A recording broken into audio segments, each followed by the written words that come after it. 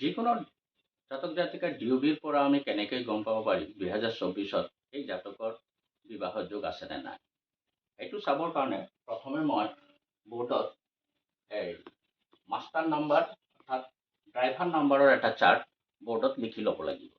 এই বৰ্ডত দেখুওৱাৰ দৰে ইয়াত এটা চাৰ্ট দেখা গৈছে। যেনেকৈ যদি ড্ৰাইভাৰ নাম্বাৰ 1 পৰা 9 এইটো ড্ৰাইভাৰ যিকোনো জাতক জাতিকাৰ কাৰণে 1 পৰা 9 ভিতৰতেই এই নাম্বাৰ মাষ্টাৰ নাম্বাৰ বা ড্ৰাইভাৰ নাম্বাৰ থাকিব। 1 যি মানবিলাক দিয়া আছে বৰ্ডত 1 2 3 4 তেনেকৈ প্ৰতিটোৰে মান দিয়া আছে ইয়াত। আৰু এইটো হৈছে লুচুগ্ৰিটৰ এটা চাৰ্ট। আমাৰ লুচুগ্ৰিট মতে এইটো এটা ফৰ্মুলা হিচাপে ইয়াত বহোৱা হৈছে। এতিয়া যি জাতকৰ এইটো ডেট অফ বাৰ্থ, এই ডেট অফ বাৰ্থ হিচাপে তাৰ ডেট অফ বাৰ্থৰ পৰা কি কি সংখ্যা মই লুচুগ্ৰিটৰ চাৰ্টত বহাব পাৰিম, সেইটো মই আকৌ এইটো চাৰ্টত মই দেখাম। এতিয়া যিটো জাতকৰ মই ডেট অফ বাৰ্থটো লৈছোঁ, এইটো জন্ম হৈছে, এই জাতকৰ জন্ম হৈছে 19 জুন 1993। এতিয়া এইটোৰ পৰা আমি ড্ৰাইভাৰ নাম্বাৰ ওলাব লাগিব। ড্ৰাইভাৰ নাম্বাৰ, কণ্ডাক্টাৰ নাম্বাৰ, তাৰপিছত পোৱা নাম্বাৰ, তাৰপিছত আমি ছাকচেছ নাম্বাৰ, এই নাম্বাৰবিলাক আমি কেনেকৈ উলিয়াই 2024 বিবাহৰ যোগ আছেনে নাই সেইটো আমি বাছি উলিয়াব লাগিব। এতিয়া 19 জুন 1993 এই জাতকৰ জন্ম আছিলে। এতিয়া এইটোৰ পৰা আমি কেনেকৈ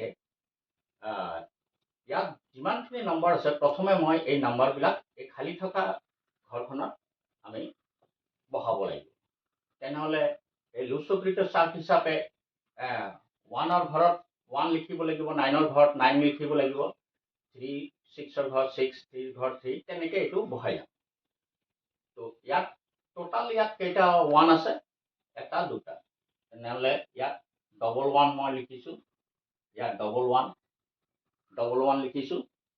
তাৰপিছত এটা দুটা তিনিটা 9 আছে, ইয়াত তিনিটা 9 লিখিছোঁ, 9 9, ইয়াত তিনিটা 9 লিখিছোঁ। তাৰপিছত আছে 6, ইয়াত 6 লিখিছোঁ। তাৰপিছত আছে 3, ইয়াত 3 লিখিছোঁ। তেনেহ'লে এইটো ডেট অফ বাৰ্থত যিমানখিনি সংখ্যা আছিলে তাত মই এই সংখ্যাবিলাক ইয়াত বহুৱাই দিলোঁ।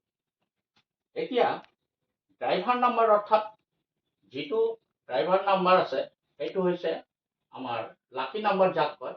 যেনেকৈ প্ৰথম কিমান তাৰিখে জন্ম হৈছিলে, 19 তাৰিখে জন্ম হৈছিলে, তেনে এইটো 19 তাৰিখ যিহেতু এইটো ডবল ডিজিটত আছে, এইটো ছিংগল ডিজিটত ইয়াত লৈ আহিছোঁ।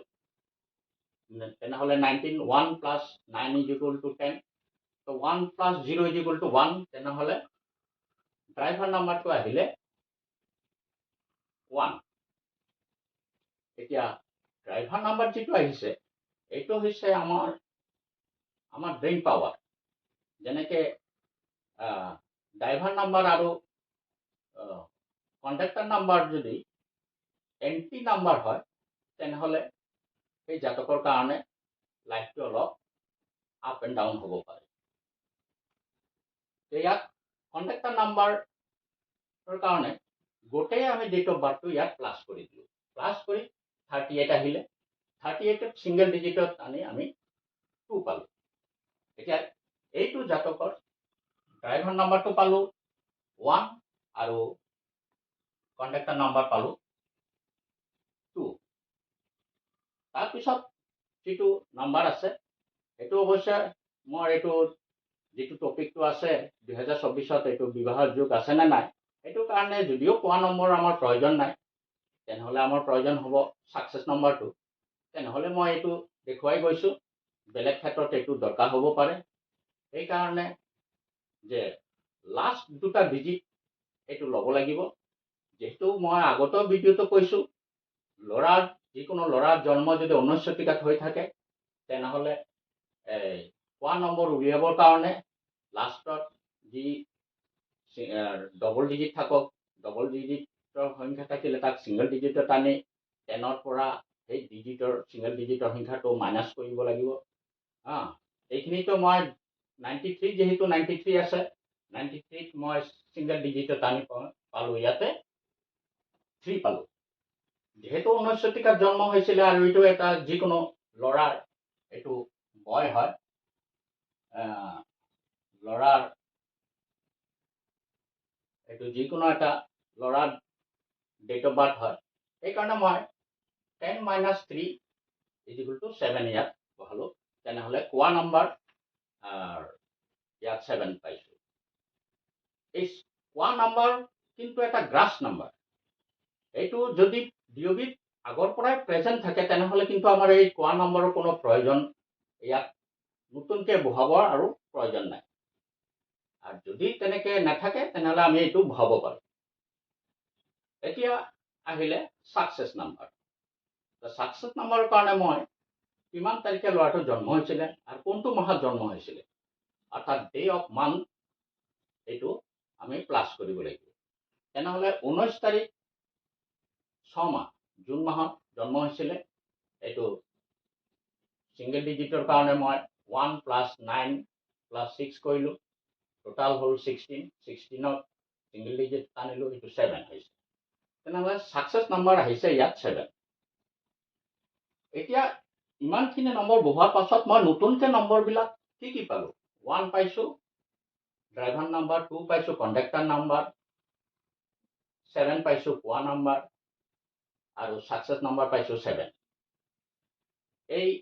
ইয়াত যিবিলাক নতুনকৈ সংখ্যাবিলাক পাইছোঁ, এই সংখ্যাবিলাক মই ইয়াত বহাইছোঁ। তেনেহ'লে ইয়াত যিটো ড্ৰাইভাৰ নাম্বাৰ, এই ড্ৰাইভাৰ নাম্বাৰ ইয়াত 1 আৰু এটা 1 মই ইয়াত বহাবলৈ চেষ্টা কৰিলোঁ। ইয়াত 3টা 1 আহি গ'ল। তাৰপিছত কণ্ডাক্টাৰ নাম্বাৰ আহিলে 2, তেনেহ'লে ইয়াত আমাৰ 2 আহিল কণ্ডাক্টাৰ নাম্বাৰ। কোৱা নম্বৰ 3, কোৱা নম্বৰ 3 যেহেতু ইয়াত প্ৰেজেণ্ট আছে, মোৰ এই কোৱা নম্বৰটো ইয়াত প্ৰয়োজন নাই। ছাকচেছ নম্বৰটো, ছাকচেছ নম্বৰ আহিছে 7। তো লুচগ্ৰেড ষ্টাৰ্টৰ হিচাপে 7 হৈছে, এইটো হ'ল ইয়াত 7। এতিয়া আজিৰ ভিডিঅ'টোৰ মুখ্য উদ্দেশ্য কি আছিলে? যে এই ডেট অফ বাৰ্থৰ পৰা ল'ৰাটোৰ 2024ত বিবাহ যোগ আছে নে নাই, সেইটো মই চাব লাগিব। তেনেহ'লে মই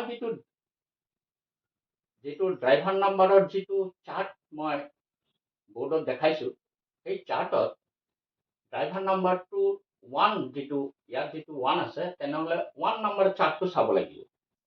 1 নম্বৰ চাৰ্টত যদি ছাকচেছ নম্বৰ 7 প্ৰেজেণ্ট থাকে, তেনেহ'লে আছে নে নাই মই সেইটো চাই লওঁ। যদি তাত 7 প্ৰেজেণ্ট থাকে, তেনেহ'লে এই জাতকৰ বিবাহত 2024ত হোৱাৰ যথেষ্ট সম্ভাৱনা আছে। তেনেহ'লে দেখা গৈছে এই ডেট অফ বাৰ্থত 1, ড্ৰাইভাৰ নম্বৰ 1ত এইটো 7 দেখা গৈছে। এতিয়া তাহাঁতৰ বৈবাহিক জীৱন সুখৰ হ'ব নে নাই, ইয়াত আৰু এটা কথা মই কৈ থওঁ। যিকোনো ডিঅ'বিত যদি 4,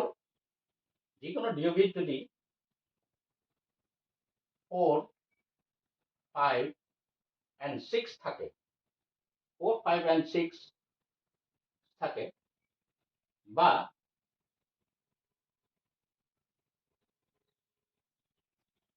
8, 5, 2 থাকে, যদি যিকোনো ডিঅ'বিত যদি 4, 5 and 6 প্ৰেজেণ্ট থাকে, লগতে যদি আকৌ 8, 5, 2 থাকে, তেনেহ'লে এই ধৰণৰ জাতক জাতিকাৰ মেৰেজটো সোনকালে হোৱাৰ সম্ভাৱনাটো আছে। যদি তাৰ মাজত যিকোনো এটা থাকিলেও 456 বা 852 তাৰ মাজৰ পৰা যিকোনো এটা থাকিলেও এই জাতক বা জাতিকা বিয়াটো সোনকালে হ'ব পাৰে। ইয়াত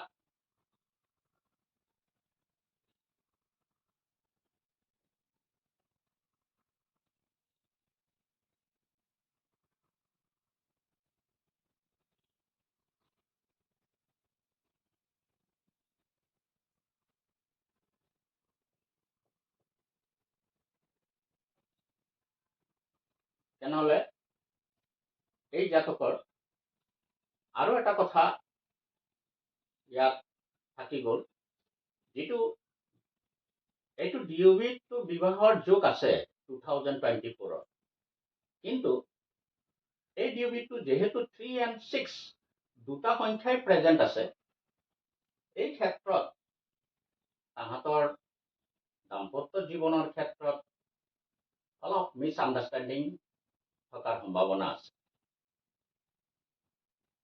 কাজেই আপোনালোকেও তেনেকে নিজৰ নিজৰ ডেট অফ বাৰ্থৰ পৰা বৈবাহিক জীৱন কেনেকে হ'ব পাৰে বা বিয়া কেনেকে হ'ব, বিয়া কিমানত হ'ব পাৰে, কোন চনত হ'ব পাৰে, কিমান বয়সত হ'ব পাৰে, সেইটো আপোনালোকেও উলিয়াই ল'ব পাৰে। আজিৰ ভিডিঅ'ত এইখিনিতে শেষ কৰিলোঁ।